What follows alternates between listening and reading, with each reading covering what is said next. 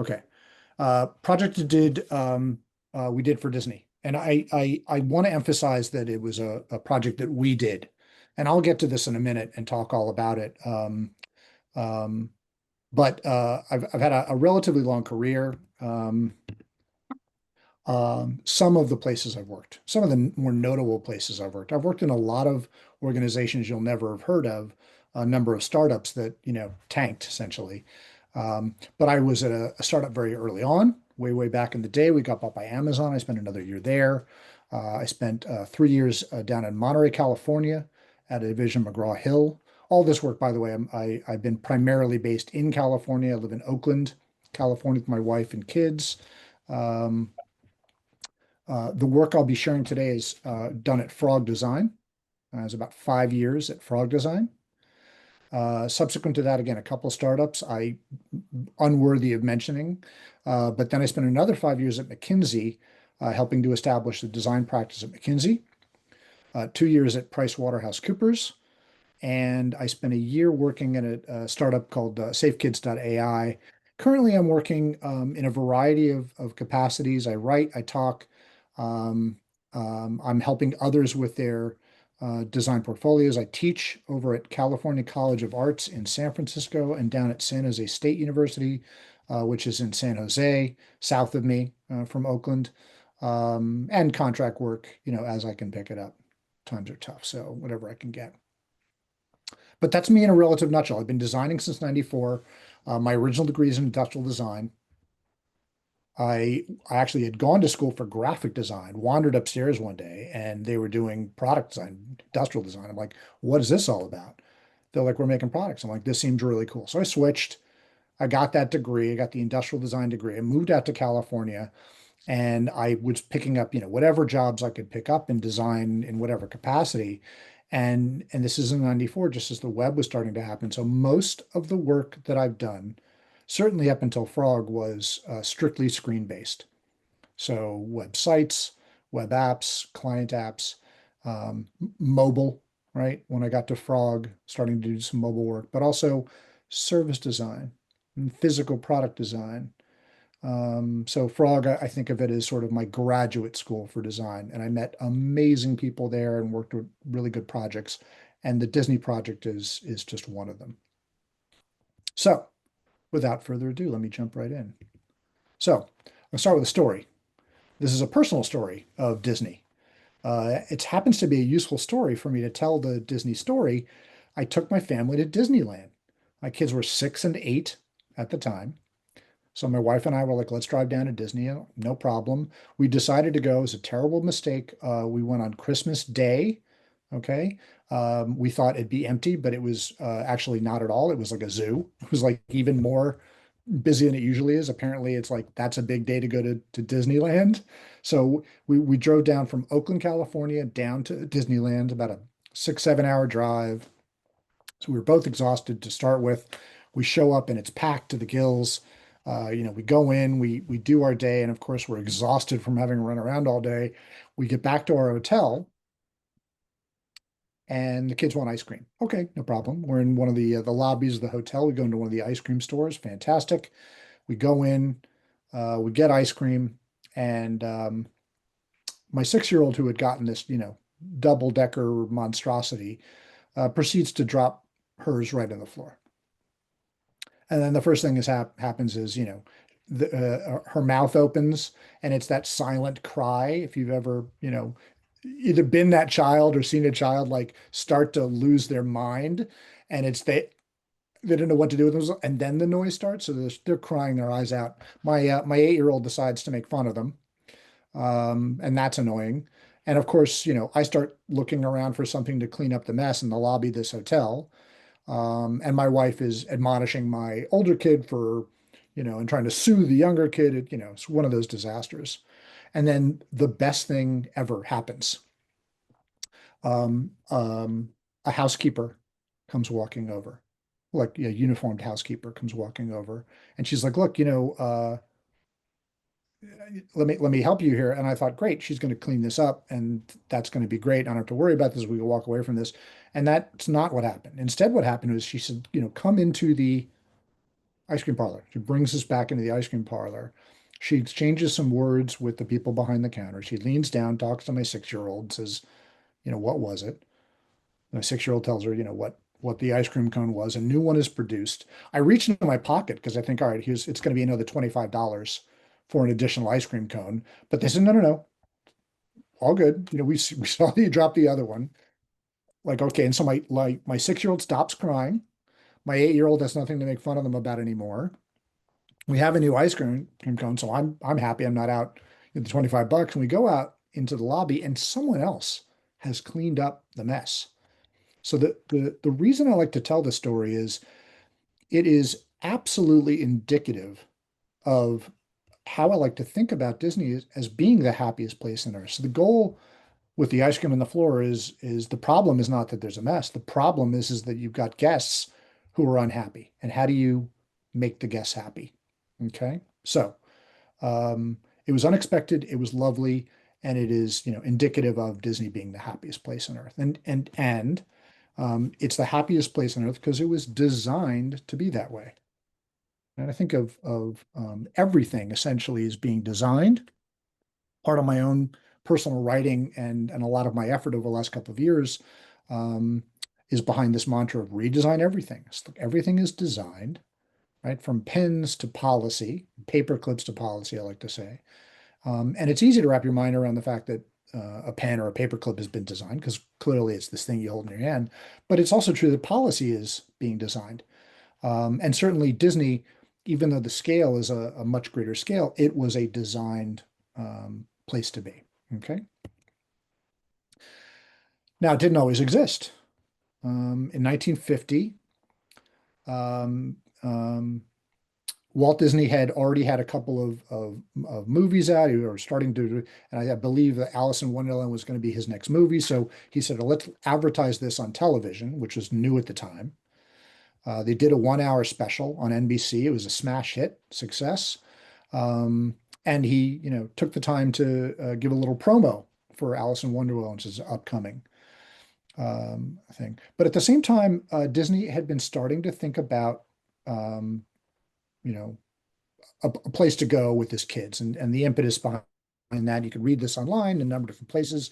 There's this person, Disney Chris, I give the credit on the bottom, tells a lot of Disney stories, but the idea is he had taken his kids to a park and it wasn't really for kids. So what is pictured here is a sort of a proto amusement park, sort of a traveling carnival, and it wasn't designed, for kids. It wasn't designed to be really, what it could be. And then Disney was like, look, I want I want something that I can take my kids to that's safe and happy and fun. So while he was envisioning this place called Disneyland, he was working with Roy, who happened to be doing his financials. And Roy said, look, I need something to communicate what your ideas are to the people with the money. So I can get, the funding for this. So Walt Disney called up Herbert Ryman, and he said, "Look, we're going to do an amusement park. Roy needs visuals for this," and he began to, as in his way, enthusiastically communicate what it was he thought Disneyland should be. And Ryman got excited. He's like, "Oh, that sounds great! Can't wait to see it." And he said, "Well, you're going to be drawing it. He's going to have you sit down and draw." Is one of the lead animators. So you're going to not just like get to see it, you're going to show it to us first. Okay. So part of the problem became paying for Disney. So in 54, although he had turned down a lot of the television work prior, the television channels all wanted him to do some sort of a weekly special. Like, I don't want to do this, I want to do this. But he said, oh, maybe I can work a deal. So he and ABC sat down. ABC wasn't doing very well at the time, and it was the smallest of the three big stations. But they agreed to finance Disneyland with a series of guaranteed loans that would ideally pay for about a third of its construction in exchange for a weekly series, The Wonderful World of Disney. I think it was called something. It was called Disneyland at that time, and it was a really clever portrayal of Disneyland because Walt Disney actually spent the time during that airing to say, we have this new thing coming out. It's this theme park. You're going to love it, and it's going to be a great place to go. So, sort of advertising, in addition to using the money to help to fund Disneyland. So that was super clever and super interesting. And so the thing that I equate this to is American Idol, which later took a lot of the same ideas and had a really interestingly vertically integrated way in which the show made money. So not only was it a television show and it had produced great stars like Kelly Clarkson and Ruben Studdard, but the idea was you'd have these close-ups of the desk of the judges sitting there, right? There's Randy and Paula Abdul and Simon Cowell, and there'd be these big Coca-Cola, right, containers on their desk. So Coca-Cola was in part getting a level of advertising that was completely integrated. The management organization that um, was in charge of producing the show got right of first refusal to every one of the winners and the top three uh, you know um, subordinate people on the show, the top three people who they were in the running but didn't actually win.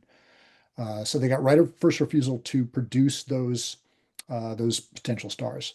The show introduced people, the public, to the stars themselves through a series of interviews, and you saw them sing, you saw ups and downs, and so you really got invested because you knew them. And then there was a full-on integration with AT&T to do voting. So you were engrossed and engaged because you were voting for the person that you wanted to see move on, and then the person at the bottom would move off. And so this was just this like very full integration. I think of this show and I think of the way that Disneyland was done, and it was just very, very clever. So Disneyland opened in 1955. Several years of planning. Um, it was a new kind of park.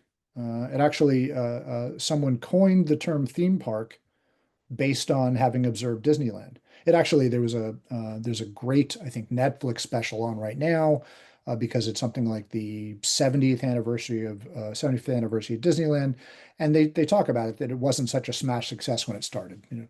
Water fountains weren't working. I mean, there were issues going on. Um, but Walt said, Disneyland would never be completed as long as there was imagination left in the world. And that statement is very much true today. And we'll talk a little bit about more of that today. Okay, so fast forward to 2007. Okay, my team, ourselves pictured here in this image, from one of the rides, from one of the roller coasters, gets engaged by Disney to explore the technology surrounding the experience of Disneyland. Okay.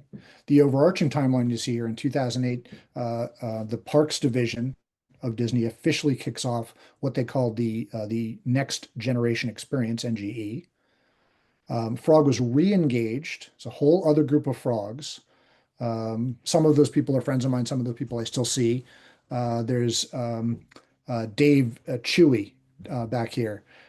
He and my kids both go to the same school. So that was in 2009. And then the Magic Band debuted in 2013. Frog Design spent something like 5 years working on it across several of the different studios. I'll get back to this towards the end of this. And at least 160 different frogs worked on the project over that time. Some sort of from end to end, but many, jumping in and out. It was really, really a major team effort. My team on the left here, it's myself in the very front, Pete, Dave, Lindsay, and two of the Imagineers in the back of the car. Okay, so what they asked for was that given Frog's experience as a consultant working in design across every single different domain you could think of, what new technologies were we aware of that could be incorporated in the experience of the park? That's what they asked. Okay. And so we said, okay, how would you like to do this?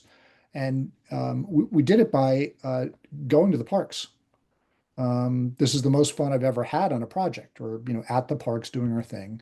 One thing that is also true though is we're not really looking to do primary user research, which is to say, we were not allowed to talk to the guests. Okay. Um, uh, we ended up calling it just experiential immersion. So we stayed in one of the park hotels. We were escorted through the parks by a couple of the Imagineers, these two lovely guys. We did 2 full days. Okay, they showed us things that were behind the scenes, and of course, we asked. We said, we heard there's real skeletons in Pirates of the Caribbean. That's true, 100% true. But we didn't skip the line. They very much wanted us to experience Disney as a fairly basic attendee or guest. Okay. And we're definitely asked not to disturb the guests. Like our pictures, any of them were all just contextual, running around, but we didn't get to stand around and ask guests what they thought. It's really about what we thought. Um, Subsequent to this, after finishing our sort of time in the park, we had a lot of notes, a lot of pictures. We brought it all back to the Frog Studios and we began to talk about the various technologies that could be incorporated. We began to talk about and concept around some of the ideas that we'd had at the park, other ideas that some of the other frogs had. And we engaged at least half the studio at that time, something like 20 designers, to come sit in on these sessions to concept around these ideas. We ended up with something like 250 concepts, but only 150 were presented. And I'm going to be showing you those today, or a lot of them, not all of them. That would take forever. Um, but we're going to show a lot of those concepts and just talk about some of those things. So the framework that we put together was generally that we knew that there was a level of anticipation before we'd arrive or before guests would arrive in the park, right? The minute I told my kids we were going to be going to Disney, they were, over the moon excited and talking about it for weeks and weeks. So we knew that that sort of pre-park experience was part of it, the anticipation of going to, and then the car ride down. We went overnight when I took my kids, and we thought everyone's going to be, fast asleep. But my kids were so excited they were up half the night, as we were as well. But the journey just, starts essentially as soon as you sort of decide we're going to be going to Disney, then it gets real. Um, Numerous touch points along the way. And I've got a journey map representation that one of the later teams did, I'll just show in a minute. But how might we insert technology into the journey at given points? So how technology fits into each of these bits where both the anticipation, the journey, and each of the rewards, right? Either the ride itself or um, the photographs you got after the ride, et cetera, like all the things we sort of knew about, and how those would get expressed and how the technology be incorporated. Each of the ideas that we presented was fairly, what I say, as loosely represented. We did not do full renderings of the ideas. The Imagineers, who were essentially, designers on steroids, they were, amazing designers in and of themselves, were like, look, we know, we can see the idea, just sketch it for us, get it done quick. Let's just see it and then describe the idea. So this is the level of deliverable or the level of um, artifact of the work that we did. These loose, industrial designers sitting around doing sketches with a little bit of text. And then each specific idea was depicted on a single page like this. We called this idea virtual insanity. Jamiroquai had come out with the virtual insanity video, and we thought, well, wouldn't this be interesting to have a ride or an experience at the park where backlit floors, wall projections, and a rolling floor, possibly a flexible scene selection, put the person inside of this video, right? You became essentially the person walking around in this crazy room. Not dissimilar to, the Winchester Mystery House, if you've ever been to California, where it's just this weird place, but we wanted things to move around. So this is an example of the kind of page that was delivered for the final, essentially deliverable to Disney. So one of the first things we noticed in the park was the strollers, right? We'd walk around the different rides, and strollers were just, jammed up in front of a bunch of rides. In as much as the family would show up at the ride, they would, just leave their stroller, go into the ride, do their thing, and then come back out and have to, dig their stroller out of the space. But the problem that we asked about it while we were there was real estate is at a premium inside the park in Disneyland. There's just not a lot of it. So anything they do has to have a lot of consideration for people moving around, the space for the rides themselves, and the space for anything, any ideas that we decide to throw them. But there's a premium as put on the essentially what is the real estate for the park. And that led us to a bunch of ideas. But one of my favorite ideas was stroller parking. So wouldn't it be interesting to examine the ways in which parking for actual cars happens in places like Japan, with systems that either push things vertically or dig things down deep and send the cars up and around. And so we thought this would be a really interesting way to begin to solve this problem. This is literally one of my favorite ideas, but stroller parking became one of those ideas. And we very much were thinking about the strollers as having different experiences. We thought, well, if we are going to make these strollers anyway, wouldn't it be cool if we could do bumper strollers? So the strollers themselves were protected, foam rubber surrounds like bumpers. And then the idea is, you lock eyes with someone else who's a parent at Disneyland, and you guys can do some bumper strollers as you're rolling around the park. So we were thinking about the strollers as a relatively set of like uniform strollers and be designed in this way. Another one of my favorites is these robotic strollers. We thought, well, wouldn't it be fun? And as part of the provocations we developed, wouldn't it be fun if the cars were motorized and robotic, and the parents could get to sit down and let the kid ride in the back? Obviously, this wouldn't work for little kids, and there's that. But the idea was, how might we display these things in a very different way, and how might we um, um, uh, work our way through the park in a way that gave the parents a bit of a break. And this was one of these ideas that I think came out of my head. I'm like, well, I'd love to sit down and just drive around the park in this little car. Wouldn't that be fun? And then everyone had a stroller. You just park it in one of these spots. So that was strollers and stroller bumper cars, parking, and of course robotic strollers. The line. How many people have been to a Disney or have been to a theme park? Yeah, like everybody, right? I mean, everyone's been to a theme park. Um, I'm going to touch a little bit more deeply on this later, but the lines were long. Lines were long when I went to take my kids, especially because I took them on a really busy day. But also, something like 48,000 people roll through Disney on any given day. It's a lot of people. So sort of moving people through the park is a problem. And the rides were all the better rides were all designed to convey an amount of people, 6, 8 people in a kind of a car. Okay, but the lines themselves are also problematic. So we thought, well, what if we introduced screens during the lines? By the way, this is again 2007, just before the advent of smartphones in the form of the iPhone. Right, there are people with Blackberries running around and PDAs and Palm Pilots and things, but nothing like the iPhone hadn't launched yet. So we thought, what if you played Wii while you were in line? What if you played Wii with a kid down the line? What if you played Wii with a kid in another line? So inline gaming, this is one idea. And the inset, by the way, that picture is more recently, right? Just seeing that people are likely playing their games or have their heads glued to their phones anyway in these modern times. And at that time, they didn't have that. So that was interesting. Disney YouTube. You see this today, except it's you're getting your kids taking a selfie with their phone.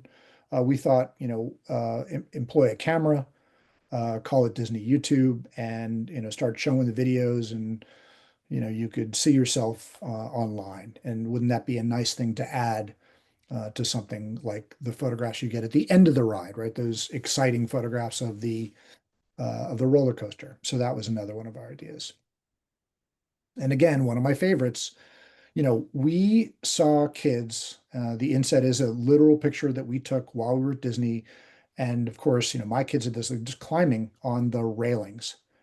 We thought, well, what if you did a really low tech version of this and simply built jungle gyms into the rides themselves, into the lines? And so you could literally have a better climbing experience as you were moving through the line. So the people might walk, right? The adults might walk, but the kids could sort of climb along the way. This is another one of my favorites. Okay, rides. So we had ideas for rides. So roller coaster racing. I've never seen this. I still haven't seen this, but the idea is you set up a series of roller coasters next to each other and send people on a race, and then you could, race alongside them. Maybe there's a point at which you're overlapping with them, and you might be sort of coming towards them, and then at the last minute jog to the side. So little collision course things. But we thought this was a really interesting idea. Whirlpool ride, right? Either I'm in an enclosed sort of a car and I ride down and water splashes around me in this whirlpool, or it's a water ride and you get splashed. That was always fun. Putting the magic back in Magic Kingdom. So what if your car was rolling along a track and it's the magician's ride and your car split in half because there was a giant sword in the track, but then the car just, went in two different directions and maybe came back together. These magic mirrors or crazy mirror images with optical illusions or otherwise. And, we thought mirrors as a technology at the time, um, we knew we could do something that was just mechanical in terms of splitting the car in half. But nowadays, the technology exists with some of the work that is used in production. These, like, projection rooms, right? These projected images could absolutely be used to great effect in the context of these rides. So we thought of robotic rides. The one on the left was one that I thought of. I'd been to Burning Man in 99, 2000, and there was literally a guy in not something dissimilar to what you're seeing on the left. He had built essentially a mechanical spider car for himself. It didn't work very well, and it was like super dangerous. He's like, look, give this room because one of these legs might, cut your foot off. But the idea was no reason why you couldn't have a robotic car. And maybe it'd be interesting if, you got in the ride and at the end, instead of it, you getting out of the car, it just, like, popped off the track and walked away, and how interesting that would be. And so one of the other ideas, and these are part of the originals, is this, like, idea of a monster or a King Kong swinging people around. And so the technology we incorporated then was a robotic arm, where we'd seen people set up essentially the robotic arm to swing them around a room. We thought, what if we could do that with a giant monster creature or King Kong? And then, of course, today you've got Boston Robotics and doing all sorts of interesting things. So again, they could be implementing this today. It's super fun. Air hockey ride, you ride in the puck. Maybe someone else controls the giant controller, right? They're at the side, but you're getting air blasted, and you're floating around in this space. We thought that that'd be a lot of fun. So experiences, and this is where we're going to get into the fun stuff. So we were thinking about a number of different kinds of experiences. Okay.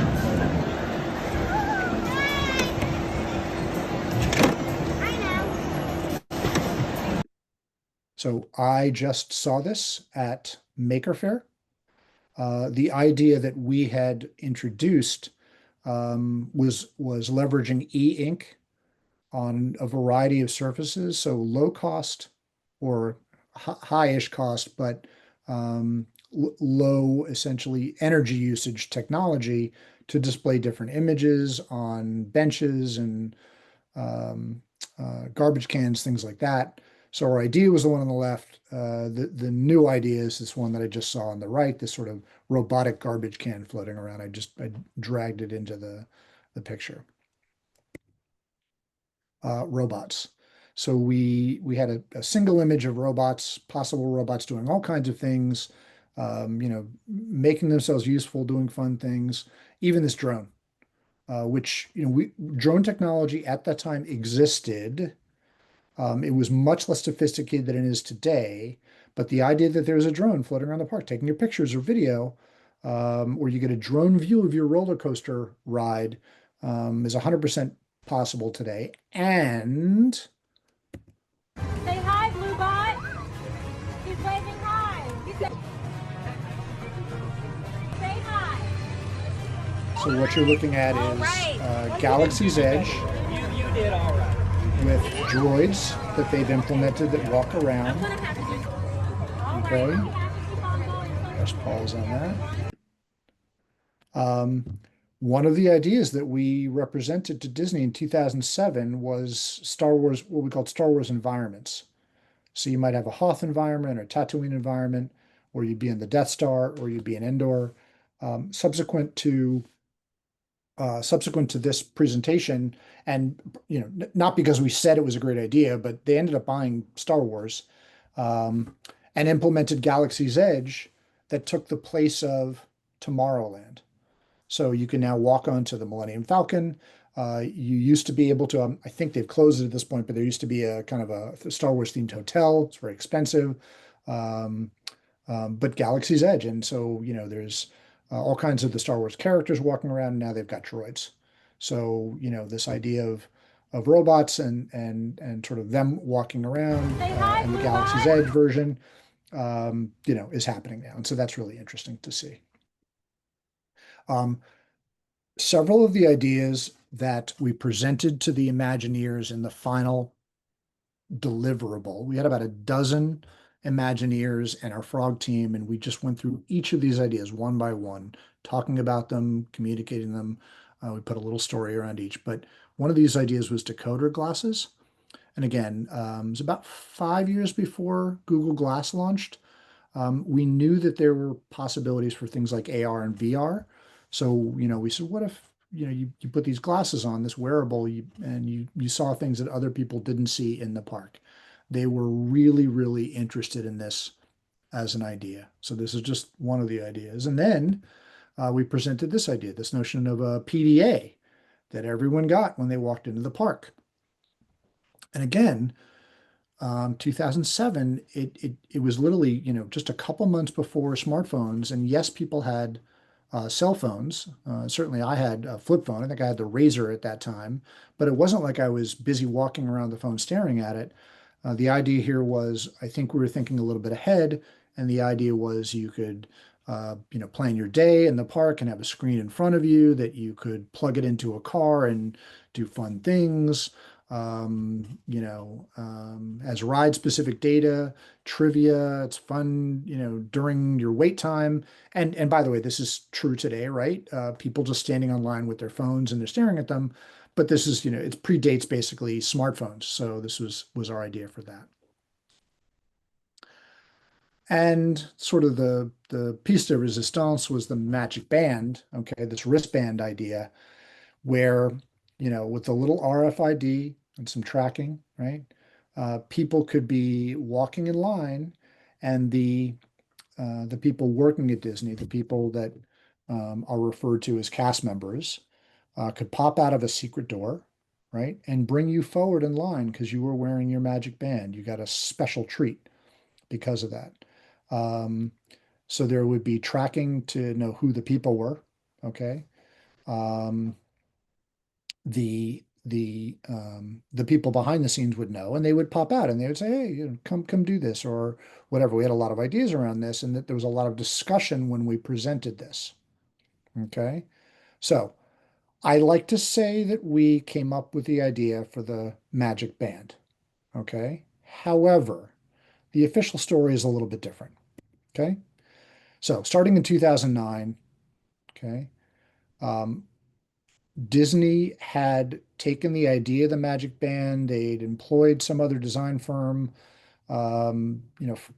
Frog hadn't been sort of brought in yet, so they started in 2008. They started the next generation project. They started the Magic Band product. Someone else did it, and then they brought Frog in because that other group wasn't doing a very good job. I'm not going to name who that group was. So they brought Frog back in.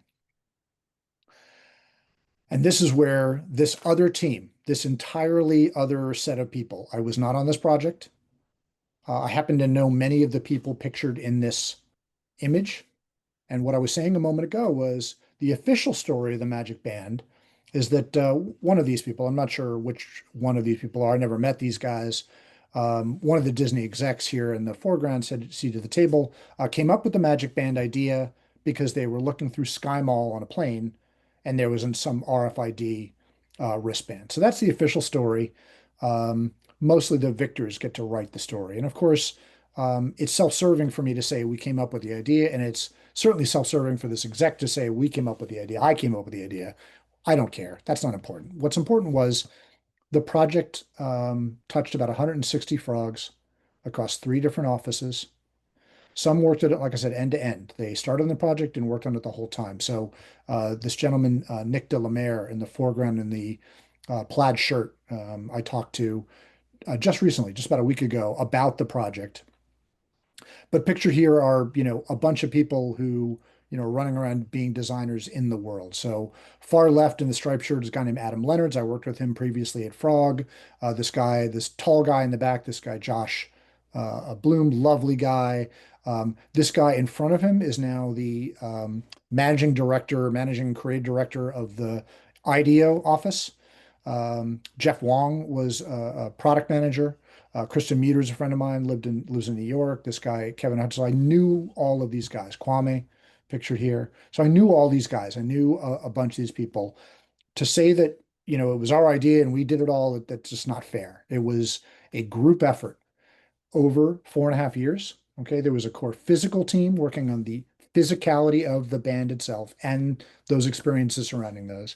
There were the experiences themselves, the core services and extensions, right? Things like media platforms, cruises, maps, etc. And then there was a pure digital team working on booking, scheduling, the apps. And there were backend apps that were being used by the park, cast members, etc. So it was a real team effort, right, that touched a bunch of different frogs and improved the skill sets of a bunch of people and built other skill sets that we didn't have. For instance, not pictured in this image is a gentleman named Sonny King. He was a developer.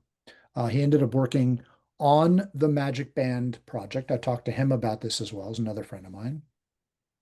He said in order to prototype the Magic Band, they built on a soundstage in Florida a full-scale model of not only someone's house, but then a whole series of vignettes that were to be the touch points, your hotel door, um, a ride example, just a whole series of these. And they would prototype, deliver that prototype, have different people walk through the experience, note where the effort failed or not.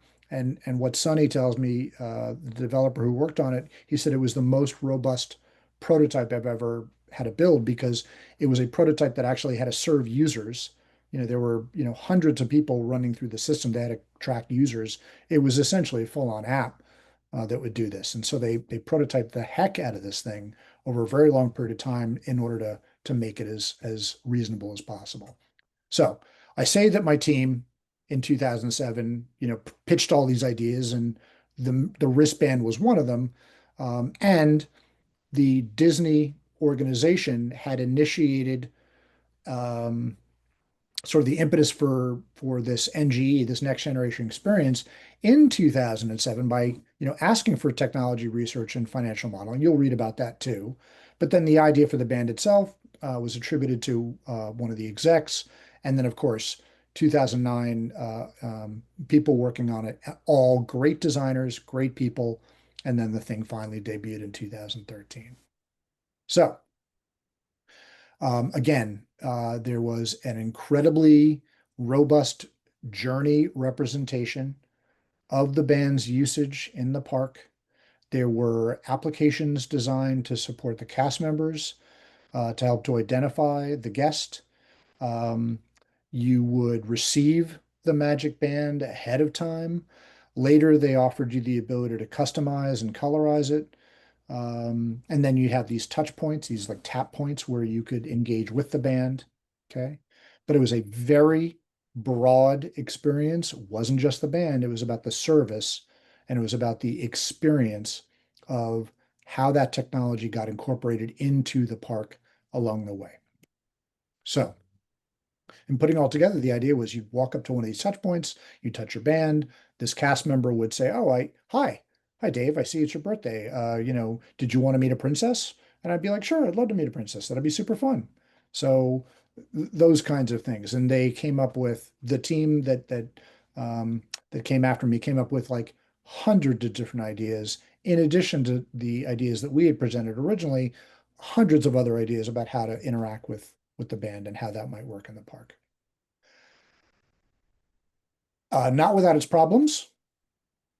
So this gentleman, Tom Skaggs, is a former CEO of Disney, said about the effort that it was an effort involving what he called constructive discomfort. So what we ended up running into, and because Walt wasn't there to run the show and be sort of the primary decision maker, or someone like Steve Jobs when you're running something like at Apple, there were a lot of different groups that were troublesome along the way. So internally at Disney, the IT group, right, the Orlando-based IT group, and the next generation experience group were a bit of loggerheads, right? The IT group wanted to own it. They knew that there were going to be a lot of apps in there. They said, we should have this, we should do this. And so there was some infighting, okay? There was infighting and issues between the Imagineering team and the next generation experience team, right? So Imagineering is an incredible organization, but it's become as institutional as the rest, said one of the former high-level Disney leaders. Maybe not Tom Skaggs, I'm not sure, a different person. They dream of building these big icons of their creative expression, but when a capital budget shows up, right, and who's going to invest and how this is going to work, they spend a big fixed asset, right? And they don't sort of they don't get met with love. That doesn't get met with love. Frog and some of the other vendors were busy fighting with each other.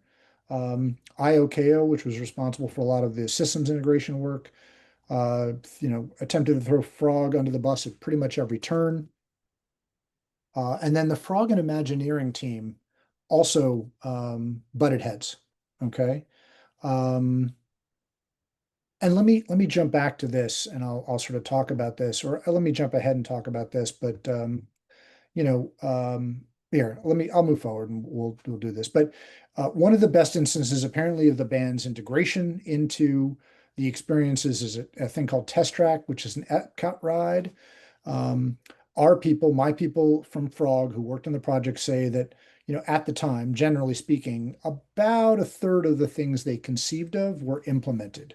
However, Disney thinks of their efforts as being absolutely long term and absolutely generational. So if you watched, Alice in Wonderland or Fantasia as a kid, um, you now have watched the Pixar and Star Wars films and Marvel films, and you're going for different reasons. Okay. But it's generational. They think of these things in the long term. So there are all these wonderful experiences, and I just put another couple of the ideas that we had from the original project that I did, having to do with, creating your own car and doing all sorts of things inside the park. Okay, but there were several considerations, and these are just takeaways. I'm almost done with the presentation, but these are big takeaways, and they're takeaways you can take for yourself. I was about to jump back, but let me just talk about this. Earlier, I said that 48,000 people a day go through the park, and that's, on an average day. So Christmas was, I think, more. I literally think that there were 100,000 people the day I showed up at Christmas at Disney. It was just packed. Um, but there is a delicate balance between utility and experience. They want everyone to have a lovely, great time, but people do end up spending a long time standing in line. There is, parking is a thing. There's just a lot of these issues. So a way to think about Disney is less about it being a theme park and more about it being a sort of a conveyor belt for people. Okay, so picture in the lower left is an Amazon warehouse, right, moving sort of product through a supply chain. Um, Skiing is a really good corollary, right? When you go and stand in line at ski lifts and or get towed up the mountain. The Sistine Chapel was depicted. My wife and I took our honeymoon in Italy, and we went to the Sistine Chapel. We felt very much like cattle being moved through the Sistine Chapel. It was just packed to the gills. You look up and it's gorgeous, of course, but it was move along, be quiet, and then the next group gets pulled in. And then the other corollary is like an IKEA.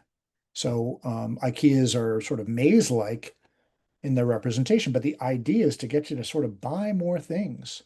And they walk you through a series of rooms, and those rooms have lovely and wonderful IKEA products. So you show up thinking, I'm going to buy a Sklurgen, and you end up with not only a Sklurgen, but a Schmorzen and a Vilhag and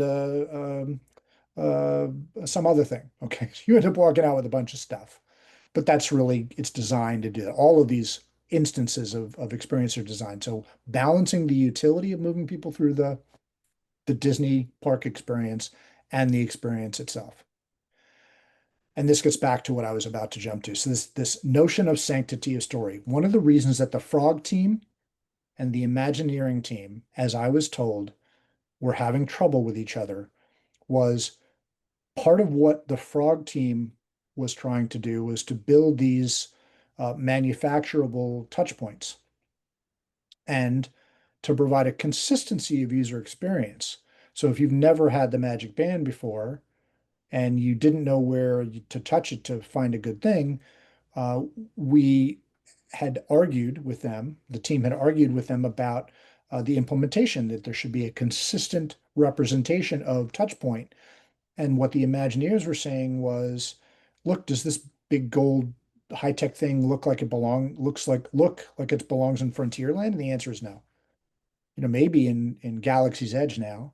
Um, but they were very protective of the story that is Disney, the story that is the story of each of the different places within Disney that you can go.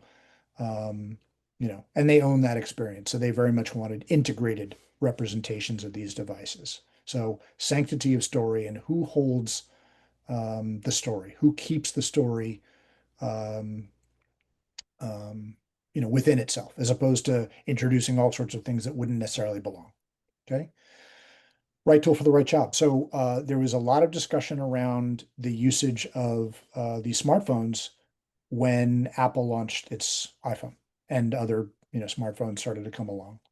And other touchscreen smartphones started to come along. But the idea was, should we, not do a device, not do a magic band, and do instead this phone? There were a lot of arguments for and against for both, and you ended up having both, right? And, parents would still walk around with a phone in their pockets, but the magic band used technology in a different way and reduced the necessity for power in a lot of cases because it wasn't always on, it wasn't always doing its thing, and you could walk through and use the band in essentially a low power way. It also snapped to your wrist, so you were unlikely to lose it on a ride, or less likely to lose it on a ride. And I'll tell you the amount of phones that they find underneath the roller coasters, it's crazy. Um, but the idea was there was a lot of discussion around, whether to implement essentially the phone. Now, there were also apps on the phone for you and your usage, but they decided to go with the band. They thought it was sort of the right way to go, and I think a lot of it got proven right. The last thing I'll talk about is this notion of three types of stakeholders, right? Innovators, caretakers, and what they called undertakers. This is communicated to me. I've got different versions of this, which I'll talk about in a minute. But basically, that there are people who come up with these great ideas, innovators, right? So Nikola Tesla was an amazing innovator. He came up with all sorts of unbelievably cool technologies that Edison subsequently crushed because Edison was a great deal more savvy in business and marketing and ruthless. He was a ruthless individual and basically, crushed a lot of the Tesla ideas. Tesla had originally worked for Edison. And when he started to come out with his own things, Edison said, well, we're going to just destroy you. And they were definitely competitors where Edison essentially won. So you can innovate, but if you're not thinking about the big picture, thinking about the story, or thinking about the marketing, or sort of the necessity of business and how commerce works, you're not going to win on your own. There are caretakers, right? Ruth Handler, who came up with and co-founded Mattel, but came up with the Barbie smash hit success, was absolutely super protective of the Barbie story and very much a caretaker and a developer along the way. So it was her baby. She brought it to life and she implemented numerous versions and numerous new characters that jibed with the story, etc. So very much a caretaker. I refer to caretakers as gardeners. I have adopted that from work that a gentleman named Dan Hill has done together with Brian Eno for Smart Cities. So Brian Eno's design principle that he and Dan Hill worked together to develop was be like a gardener, not an architect. So knowing that a garden needs to be planted, as an innovator would, but also needs to be pruned and watered um, and reaped. You got to take the fruit off the trees and replant in cases. So there's that. So caretakers and then undertakers. Um, when Game of Thrones was introduced on television, I'd read the books, but a lot of people were sort of shocked when Ned Stark dies, like right away, dies like early in the series, right away. And then Robb Stark gets killed at the Red Wedding, right? I hope that's not a spoiler alert for anybody, but it's been out for a long time. I think it was very clear to R. Martin that um, killing off characters, if there was a bigger payoff down the road, made it feel more real for people. If everyone lives and the hero always wins, it's not as exciting or as good a story. So when, Arya Stark shows up at the Frey's house and, pulls a mask off in the end and has poisoned all of the Freys, and she's like, winter's come for House Frey. Everyone's, cheered. It was amazing. So, R.R. Martin is a kind of an undertaker. And I think Walt Disney and Disneyland generally works like this. They not only innovate, but they protect the sanctity of the story and caretake the parks themselves, delivering that service that I talked about when we visited, that level of service. But they're also willing to remove Tomorrowland, which was like a mainstay of Disney, and replace it with a Galaxy's Edge, right? Their Star Wars essentially implementation inside the park. So they sort of think in these three different ways. So, Disney really was that, right? He was this sort of person. He had his own issues and his own faults, as many sort of stars end up having. But look, he had the courage to pursue these dreams. And he was very much, one of these people that had all of those innovation, caretaking, and sort of undertaking sort of within him. So, was it worth it? Um, you can read online about the Magic Band in a number of places. As I said earlier, they implemented something like a third of the ideas that were pitched. Not all of the ideas have been fully integrated into the park experience to date. Um, so there's that. But you get these byproducts when you put out an artifact that is this owned artifact like the Magic Band. And one of those byproducts is collectors. So what you're seeing on the right is an image of a person who's, not only been to the park over and over again, and there's a lot of people who do this all the time. They love going to the park and they go all the time and they plan their trip and it's a whole big deal for them. But this person has purchased not only the bands, but keeps the boxes, has commemorative editions. I mean, people collect. Um, had Frog thought of the idea that people might be collecting these things? The answer is maybe they had. Um, maybe they hadn't. It doesn't matter. But sort of people get invested in the experience. And there's that. And so you can read both positive and negative reviews. I'm not going to read all of that on the right, or on the left rather. But the idea is, was it worth it? And I think the answer is yes. And given that Disney thinks in the long term, the technology will probably change or evolve, and it will evolve to incorporate more of the experience to continue to enhance the park experience in as meaningful ways as possible. And that is my talk for you today. Thank you so much. I appreciate your time. Are there questions I can answer for